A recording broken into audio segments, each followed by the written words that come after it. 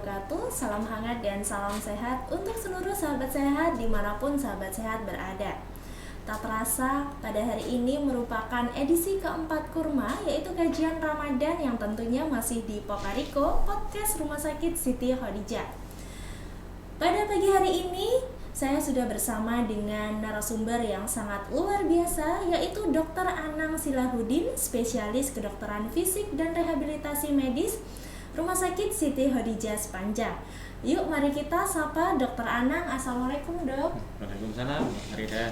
Gimana kabarnya dok? Ya, alhamdulillah sehat selalu dan bersemangat. Alhamdulillah semangat. Puasanya lancar dok? Alhamdulillah belum pernah bolong. Alhamdulillah nggak bolong. Oke dok, tema hari ini dok kita akan membicarakan tentang tetap aktif jalankan ibadah selama bulan suci Ramadan untuk penderita nyeri sendi dok. Nah sebenarnya nyeri sendi itu apa sih dok?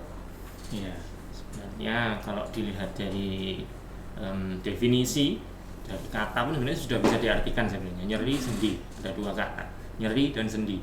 Nyeri itu adalah suatu sensasi, pengalaman yang tidak mengenakan bagi seseorang, yang membuat seseorang itu merasa tidak nyaman, merasa ingin segera menghindari hal itu adalah nyeri. Sedangkan sendi adalah sebuah kalau diibaratkan mungkin semacam engsel ya. Dalam tubuh kita itu kan ada banyak sekali sendi. Ada ratusan sebenarnya sendi dalam tubuh manusia. Cuman memang ada beberapa sendi-sendi yang lebih rentan terkena nyeri sendi tersebut. Jadi kalau digabungkan nyeri sendi berarti nyeri sesuatu yang tidak mengenakan, yang tidak nyaman, membuat seorang tidak nyaman, yang mengenai sendi dari tubuh manusia. Oke. Nah, nyeri sendi sendiri itu dok, apa hanya ada di bagian tubuh tertentu atau semua sendi itu bisa sebenarnya mengalami nyeri sendi, atau hanya di bagian lutut aja atau tangan aja atau gimana nih dok? Kalau di mana yang bisa, memang di semua sendi memang akan bisa terkena nyeri. Karena semua bagian tubuh manusia itu bisa terkena nyeri, karena nyeri itu dihantarkan oleh saraf nyeri, saraf sensorik dari dalam tubuh manusia. Nah, tubuh kita kan ada sensorik, motorik, otonom. Jadi apabila ada suatu rangsangan, atau mungkin ada peradangan, ada infeksi yang menimbulkan nyeri, contoh gampang, jari kita tertusuk jarum, akhirnya terasa nyeri, akhirnya kita menghindari hal itu. Kalau sendi, semua sendi ini punya saraf juga, sama kayak kulit kita, tubuh kita ada saraf, salah satunya di sendi. Cuman memang ada sendi-sendi yang lebih rentan terkena nyeri sendi tersebut, apalagi pada kondisi yang mungkin sudah usia tua, sudah usia degeneratif, usia sudah di atas 45 tahun, di atas 50 tahun. Jadi ya pasti akan lebih rentan, karena di mana suatu kondisi terjadi degenerasi adalah suatu kemunduran dari fungsinya itu. Jadi contoh gampangnya, tulang sudah mulai keropos. Itu yang gitu ya. Suatu kondisi penuaan itu memang sesuatu yang tidak bisa kita hindari. Semua manusia akan menua. Nggak ada orang yang muda terus, nggak ada. Ya maunya memang muda terus ya. Dimana wajah keriput disuntik botox biar kelihatan cantik lagi. Orang yang mungkin kelihatan bungkuk akhirnya diapakan biar tegak lagi, ingin kelihatan muda. Cuman memang umur itu selalu bertambah. Betul. Jadi memang ya tidak bisa kita hindari. Jadi suatu kondisi yang degenerasi itu tidak bisa kita hindari, tapi suatu keluhan yang menimbulkan nyeri, kayak nyeri sendi, contoh gampangnya, yang paling sering memang sendi lutut dan sendi punggung yang lebih rentan, karena itu adalah yang menopang tubuh kita. Bisa juga memang di kaki, di tangan, cuman yang paling sering ya dua sendi tadi, lutut sama punggung kita. Itu yang lebih rentan. Paling banyak di punggung sama lutut. Iya. Nah dok, ini kan kebetulan kita lagi di bulan suci Ramadan dok, yang mana semua umat muslim di dunia itu berlomba-lomba untuk melakukan ibadah terbaiknya selama bulan Ramadan, mulai dari puasa, zakat fitrah, sedekah, dan yang tidak kalah banyaknya juga sholat nih dok, mulai dari sholat wajib dan sholat sunnah. Nah, gimana nih dok apabila ada penderita nyeri sendi yang ingin memaksimalkan ibadahnya, terutama yang mungkin yang banyak menggunakan gerakan tubuh itu biasanya kan sholat. Nah, itu gimana nih dok? Ada tipsnya nggak biar kalau misalkan sholat di rumah tapi penderita nyeri sendi itu tetap bisa memaksimalkan ibadahnya selama bulan suci Ramadan? Ya, memang ini kan bulan yang penuh rahmat ya, penuh berkah, bulan Ramadan, di mana pahala juga dilipat gandakan. Selain bulan Ramadan, kita sholat, pahalanya mungkin 27 derajat. Saat bulan Ramadan bisa dilipat gandakan sampai 100 kali, sampai ilah, Masya Allah. Dia luar biasa, pahala itu sangat banyak. Jadi memang kita harus berlomba-lomba untuk memperbanyak ibadah. Betul. Nomor satu memang puasanya, diusahakan puasanya tetap dirutinkan, diusahakan jangan bolong, ya tetap jaga dengan kekhusyuannya puasa. Yang kedua adalah sholat tarawih. Memang kalau dari dalilnya kan mangkoma Ramadana ghufira lahu ma taqaddama min dzambi. Siapa yang mau berdiri di bulan Ramadan, artinya untuk sholat, dosa-dosanya akan diampuni, dosa yang bisa diampuni. Jadi ya, luar biasa. Terus bagaimana dok? Aduh, lutut saya sakit, punggung saya sakit. Betul. Nah, ini sebenarnya melihat kondisi dari tiap orang yang berbeda-beda. Ada yang memang sampai usia 70 tahun, 80 tahun, sebenarnya dia secara kondisi memang sudah tua, tulangnya sudah keropos, sudah degeneratif, tapi dia masih mampu untuk melakukan sholat. Jadi ya tergantung tiap orang. Kalau memang merasa mampu, monggo silakan sholat biasa. Tapi kalau memang tidak mampu karena suatu keterbatasan ini contohnya mungkin ada radang sendi di lutut, terkena osteoartritis, gampangannya itu mungkin pengapuran sendi ya. Sebenarnya ya itu istilah pengapuran sebenarnya kurang tepat, cuman ya istilah yang awam itu. Jadi nyeri lutut karena pengapuran, karena usia tua, sehingga lututnya untuk nekuk, untuk duduk di antara dua sujud atau untuk tahiyat itu kesulitan, sakit. Kalaupun bisa, bangunnya dia tidak bisa karena nekuk terus, akhirnya ngunci, nyeri, kesakitan. Ujung-ujungnya udah aku nggak usah ke masjid lagi, aku malu, nah gitu. Atau mungkin punggungnya yang terjadi nyeri sendi punggung tadi, akhirnya juga tidak bisa sholat, buat sujud tidak bisa bangun, buat rukuk, buat bangun kesakitan. Ya itu tentu sangat mengganggu. Cuman ya lihat kondisi, artinya kalau memang masih mampu, nyerinya nggak terlalu mengganggu, monggo. Tapi apabila sudah ada suatu kondisi di mana terjadi osteoartritis yang sudah grade-nya sudah agak berat, atau mungkin sendi punggung yang mungkin tulang punggungnya menggeser, atau mungkin ada riwayat patah tulang punggung sehingga tulang punggungnya kurang stabil, ya sudah, sholatnya dengan duduk dulu. Kan kalau dari dalilnya sholat qaiman. Jadi sholatlah dengan berdiri. Apabila tidak mampu, ya dengan duduk. Apabila tidak mampu sholat dengan duduk kok masih sakit, nggak mampu, dengan berbaring. Kalau nggak bisa dengan berbaring, dengan isyarat. Nggak bisa dengan isyarat dan sudah nggak napas, ya kita sholati. Gitu, ya. Oke. Terus gimana nih dok? Biar apa itu namanya kalau meskipun bisa duduk nih, tapi sahabat sehat yang di rumah tetap bisa sholat itu ada latihannya nggak sih dok? Yeah, jadi sebenarnya kalau kita direhab, kalau saya selama pendidikan kita direhab medik ini ada istilah namanya exercise is medicine. Latihan olahraga itu adalah obat. Jadi dengan latihan, dengan olahraga, penguatan otot, stretching atau latihan apapun itu adalah suatu obat. Jadi obat bukan hanya sebuah pil, tablet, kapsul atau mungkin suntikan, sirup, serbuk. Bukan hanya itu obat sebenarnya. Salah satu obat yang lain adalah dengan latihan. Nah, dengan latihan ini akan mengurangi nyeri juga. Contoh gampang misalnya pada orang dengan keluhan sendi lutut ya, misalnya terjadi osteoartritis. Jadi sendi lutut ini buat gerak itu kretek-kretek, buat pagi hari bangun tidur kaku sekali, buat jalan agak jauh sakit, kadang sampai bengkak juga, buat nekuk sakit, bisanya cuma duduk sama tiduran. Kalau buat jalan nggak kuat karena nyeri lututnya. Nah itu ada sebuah latihan. Latihannya sebenarnya adalah tujuannya kalau untuk di sekitar lutut yang bisa kita latih adalah ototnya. Jadi sendi lutut itu terdiri dari sendi sendiri itu kan ada 2 tulang. Iya betul. 2 tulang kalau di lutut, tulang femur yang bagian atas sama yang di bawah ini adalah tulang tibia, tulang kering itu. Jadi antara tulang dan tulang dia ada bantalannya, tulang rawan.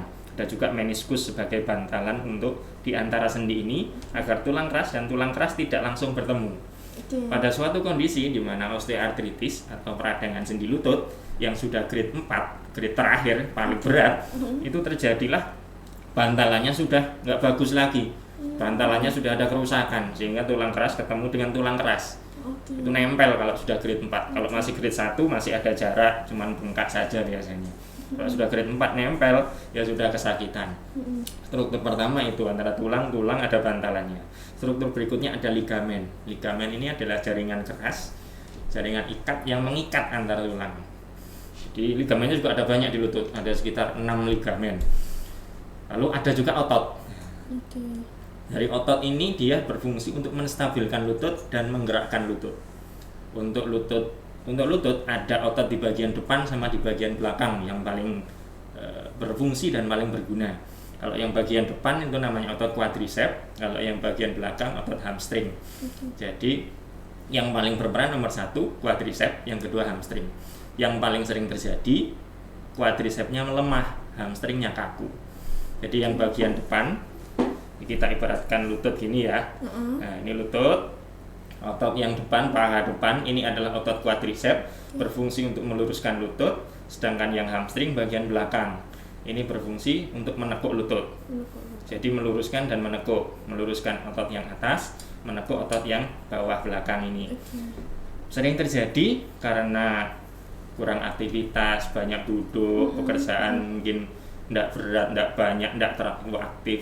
Karena kita tahu bahwa 80% manusia di dunia ini mereka itu sedentari. Sedentari itu artinya tidak banyak bergerak, kurang gerak gampangannya. Jadi hanya 1/4 orang di dunia ini yang suka gerak.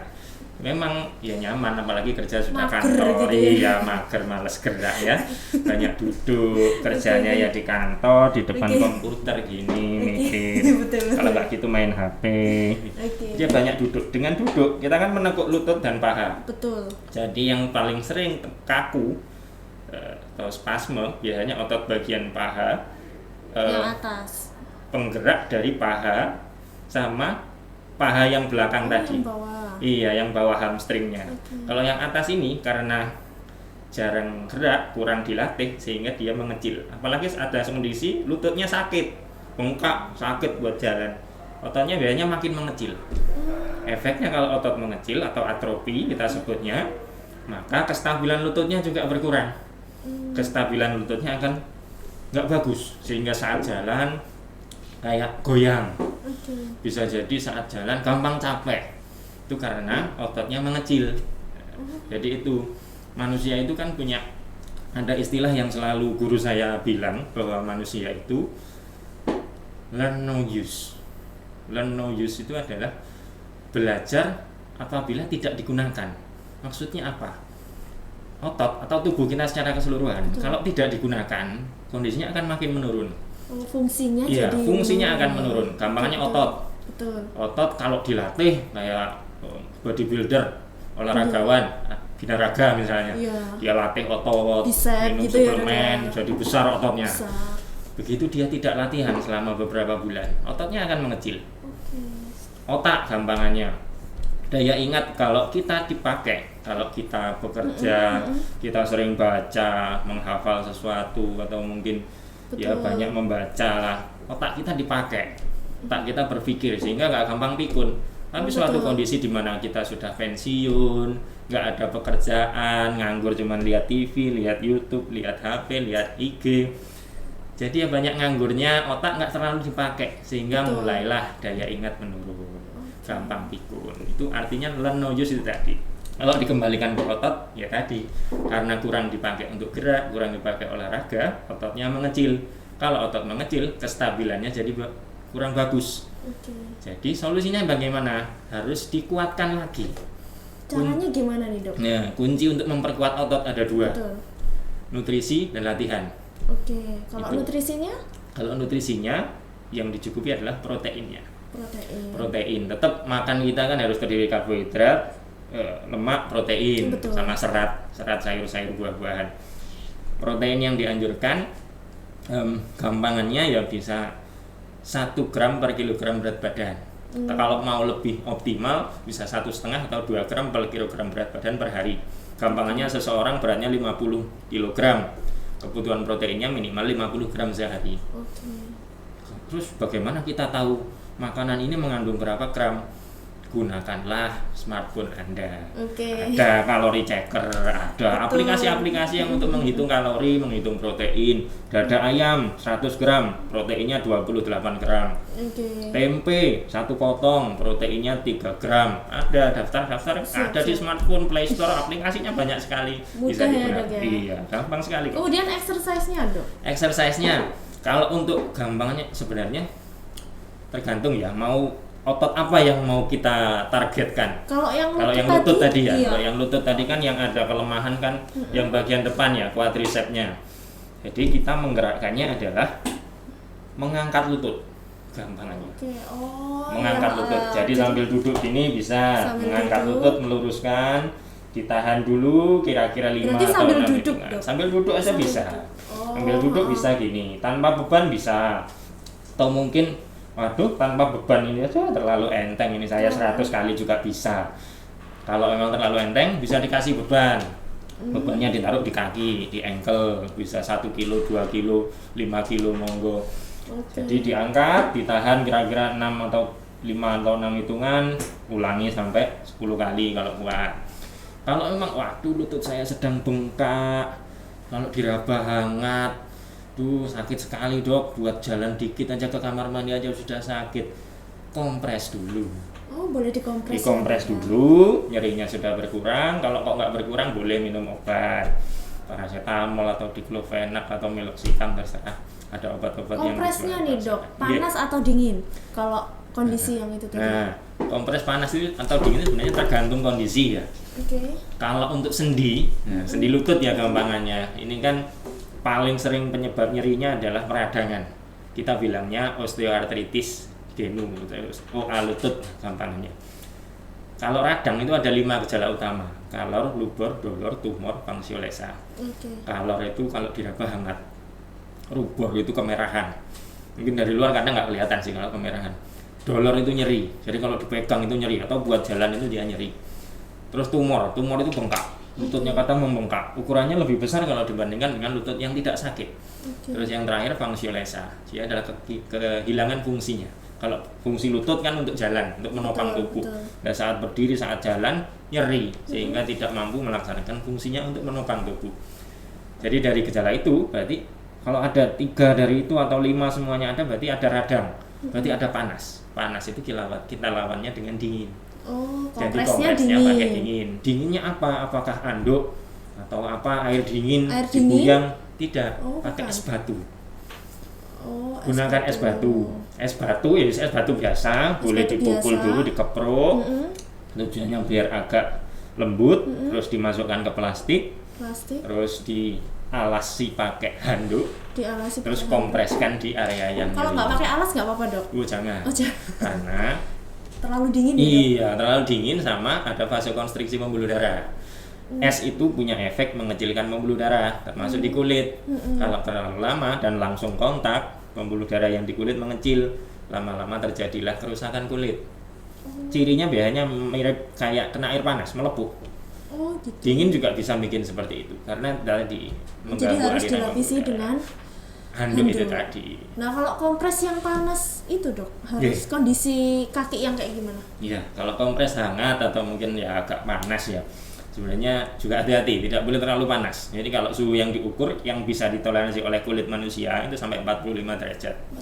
Lebih dari itu ya akan menimbulkan kerusakan kulit atau kerusakan jaringan.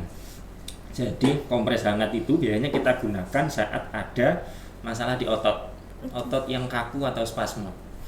Jadi otot yang kaku itu terjadi kan suatu kontraksi otot itu kan kayak jaring-jaring gini, serat-serat. Saat kontraksi dia memendek, saat relaksasi atau melemas dia memanjang lagi. Suatu kondisi di mana spasme terjadi, maka otot yang bergerak tadi bergeser, dia nyantol, kaku jadinya, terus muncullah nyeri, kemeng, kaku, atau sleo gampangannya ototik kram. Nah, kram itu juga mirip kayak gini. Lah itu dikasih hangat-hangat, makanya enak biasanya dikompres hangat. Kayak dikasih boleh monggo kayak salep ya, counter pain atau maaf saya nyebut merek ini. Oh ya, maksudnya ya salep iklan ini ya, maaf. Salep ya mungkin mengandung mentol atau salisilat, nah gampangannya seperti itu. Jadi atau kompres yang hangat tadi, handuk dicelupkan air hangat, diperes terus dikompreskan di otot yang kaku atau spasme. Itu bisa membantu karena dengan hangat pembuluh darahnya melebar. Beda kalau dingin. Kalau dingin tadi pembuluh darah akan menyempit. Kalau kena hangat pembuluh darah melebar sehingga meningkatkan sirkulasi di sekitarnya sama mengurangi otot yang spasme tadi. Yang kaku tadi dilemaskan. Diharapkan nanti selanjutnya akan rileks lagi. Gitu. Oke. Nah, Dok, untuk memaksimalkan nih ibadah penderita nyeri sendi, ada nggak sih Dok tantangan yang harus dilakukan membatasi aktivitas fisik selama bulan Ramadan biar maksimal ibadahnya kayak gitu, Dok? Ya, memang tidak menutup kemungkinan memang saat kita puasa, Betul. nutrisi kita kan pasti berkurang. Betul. Kita hanya makan saat sahur dan saat berbuka. Dan berapa jam itu, mulai dari subuh lebih 12 jam lebih ya kayaknya ya, mulai subuh jam berapa jam, sekitar 4:30 misalnya, 5:30 sampai 5:30 ya, 13 jam ya. 13 jam itu kita nggak makan, nggak minum, nggak ada cairan masuk, nggak ada makanan yang masuk, nutrisi nggak yang masuk, nggak ada. Kita hanya mengandalkan makanan kita saat sahur. Jadi memang secara umum tubuh kita pasti akan lebih lemah dibanding biasanya. Biasanya bisa jalan cepat, nggak capek, nggak haus. Sekarang kan apalagi kalau pas siang-siang panas, mungkin yang pekerjaannya ngojek di tengah jalan kena panas, akhirnya biasanya minum es dawet, es degan, sawoger, es teh, es oyen, es campur, waduh banyak sekali es ini tadi. Jadi seger, sekarang nggak bisa. Memang kondisi tubuh kita akan relatif kekurangan cairan. Betul. Dan relatif nutrisi, relatif hipoglikemi. Tapi relatif dalam arti masih bisa dikendalikan oleh tubuh karena terjadi suatu proses autolisis, glikolisis dan lain-lain. Yang prosesnya panjang, mungkin kalau penjelasannya akan perlu kuliah 1 semester ya. Jadi ya intinya kalau tetap melakukan aktivitas tetap saja kita tetap harus bergerak, kita kan tetap harus bekerja, tapi lakukan aktivitas dengan ritme yang lebih rendah dibanding biasanya. Biasanya nyapu cepet-cepetan, ngepel terus lari jogging 1 jam kalau pagi. Nah sekarang karena bulan puasa mungkin dikurangi. Kalau olahraga biasanya jogging lari sampai keringat berumus. Kalau memang kondisi puasa mungkin cukup jalan saja, jalan yang agak cepat. Atau kalau mau yang lebih enak ya olahraganya setelah buka atau setelah taraweh. Nah itu ada waktu mungkin setengah jam, gunakan mungkin pakai sepeda statis atau lihat YouTube senam yang 15 menit high intensity yang gerakannya cepet tapi bikin keringetan dan dada berdebar kayak gitu. Itu juga bisa. Jadi lakukan malam hari setelah buka puasa. Begitu haus bisa minum, begitu lapar bisa makan. Kalau siang hari kan agak susah ya, kalau kita olahraga terlalu capek, kita merasa haus kan nggak bisa minum. Nanti haus mokel malahan ujung-ujungnya. Jadi ya seperti itu. Jadi tetap aktif saja, lakukan aktivitas dengan seperti biasa, tapi lakukan dengan ritme yang lebih pelan. Kalau mau olahraga, lakukan olahraga yang ringan. Olahraga ringan, terus waktunya singkat aja. Iya. Maksudnya nggak terlalu lama. Iya. 30 menit cukup, 30 menit cukup atau 15 menit juga cukup. 15 menit, 20 menit cukup ya. Pertanyaan terakhir nih Dok. Nah, tips yang bisa diberikan nih Dok untuk sahabat sehat yang ada di rumah untuk penderita nyeri sendi yang bisa dilakukan untuk mengurangi nyeri sendinya saat di rumah agar ibadah selama bulan Ramadan ini bisa maksimal. Gimana nih Dok? Jadi mungkin ya tipsnya hampir sama kayak menjaga kebugaran pada umumnya ya.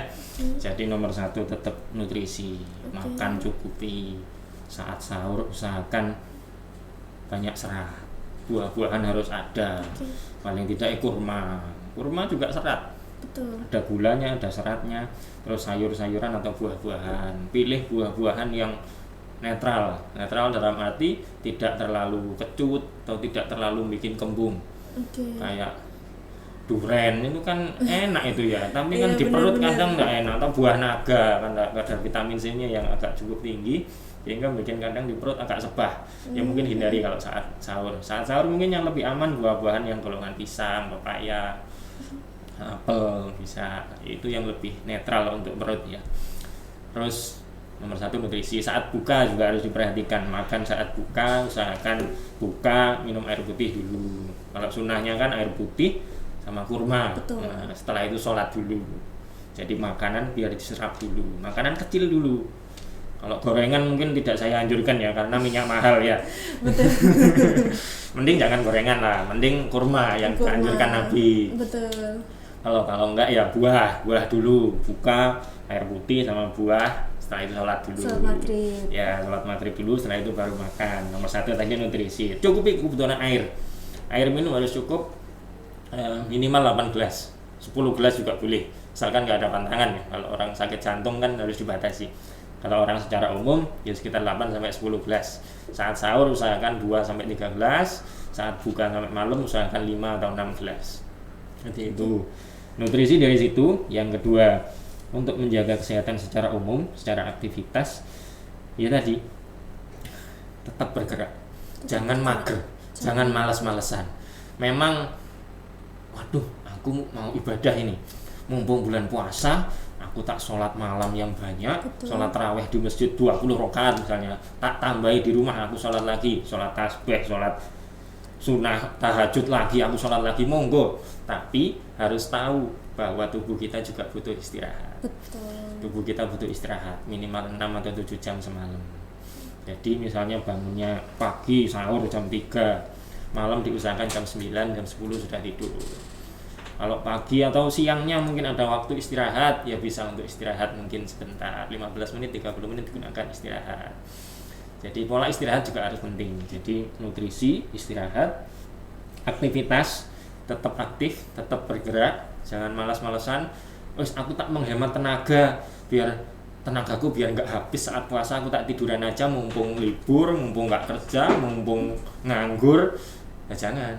Semakin dibuat malas, kembali lagi ke dalilnya tadi, learn no use. Kalau tidak digunakan tidak berfungsi maksimal gitu ya, Dok. Fungsinya akan makin menurun. Jadi tetap bergerak, tetap nyapu, tetap ngepel, bersih-bersih monggo, berkebun monggo, gitu ya, olahraga, stretching, monggo silahkan olahraga tetap, tapi yang tadi intensitasnya jangan yang terlalu berat, yang ringan-ringan saja. ringan saja. Terus yang nggak kalah penting, pola pikir, jaga, tetap jangan stres. Betul. Ada pemicu kemarahan, kan kalau dalilnya ini so imun, aku ini puasa, harus sabar. Dengan sabar menahan amarah, energi yang digunakan untuk marah dikurangi sehingga energinya nggak habis untuk emosi tadi. Sabar gitu ya. Iya. Menahan dahaga dan sabar itu. Iya. Nggih, saya rasa itu. Terus nggih. Mungkin pesan juga bahwa terus aktivitas fisik yang seperti berapa lama sih sebenarnya aktivitas fisik yang sebaiknya kita lakukan? Kalau rekomendasi dari WHO ya secara Organisasi Kesehatan Dunia itu memang 150 menit per minggu. Jadi 150 menit per minggu. Kalau dari 1 minggu kan 7 hari. Betul. Ada 2 hari untuk libur. Jadi kita ambil 5 hari yang digunakan untuk olahraga. Masing-masing 30 menit. 30 menit kali 5 hari 150 menit. Betul. Iya. Kalau memang terlalu enteng, saya mau 300 menit monggo. Silakan. Tiap orang kan punya kemampuan beda. Mungkin kalau yang sudah terbiasa latihan, atlet atau mungkin sudah biasa sepedaan 50 km sehari ya mungkin enteng 30 menit itu enggak ada apa-apanya. Yang penting minimalnya ya, gitu minimal ya, sekitar 30 itu tadi. menit. Untuk menjaga kebugaran. Ya, kebugaran secara umum. Terima kasih banyak Dr. Anang atas informasi kesehatannya, sangat menarik dan tentunya insya Allah bermanfaat juga untuk sahabat sehat yang ada di rumah dan bisa diterapkan ya Dok ya di rumah karena latihannya yang ngangkat kaki tadi itu kan mudah dan bisa dilakukan dengan duduk juga ya, Dok? Dengan duduk bisa, dengan selonjor pun juga bisa. Selonjor sambil menekan otot gitu juga bisa. Mungkin pas males gitu ya. Melatih otot paha gitu ya, Dok ya, untuk memaksimalkan fungsi sendi lutut gitu. Oke.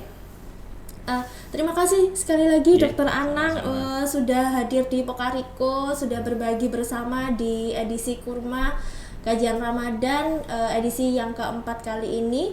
Ya, sahabat sehat, itu tadi obrolan kita bersama Dokter Anang, spesialis kedokteran fisik dan rehabilitasi medik dari Rumah Sakit Siti Khadijah Sepanjang. Semoga ilmu yang kita bagikan pada hari ini bisa bermanfaat untuk sahabat sehat dan tentunya bisa diaplikasikan oleh sahabat sehat saat di rumah. Nah, untuk sebagaimana yang kita ketahui bahwa Kurma atau Kajian Ramadan merupakan program yang dilakukan selama bulan suci Ramadan oleh Pokariko Podcast Rumah Sakit Siti Khadijah.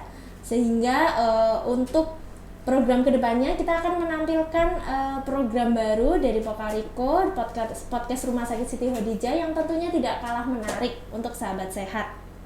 Jadi terus nantikan program-program dari Pokariko Podcast Rumah Sakit Siti Khadijah, dan jangan lupa subscribe channel YouTube Rumah Sakit Siti Khadijah di @rs_siti_khadijah dan like, share informasi kesehatan yang tentunya bisa bermanfaat untuk sahabat sehat dan orang-orang tersayang, bisa di-share melalui teman, sahabat ataupun keluarga.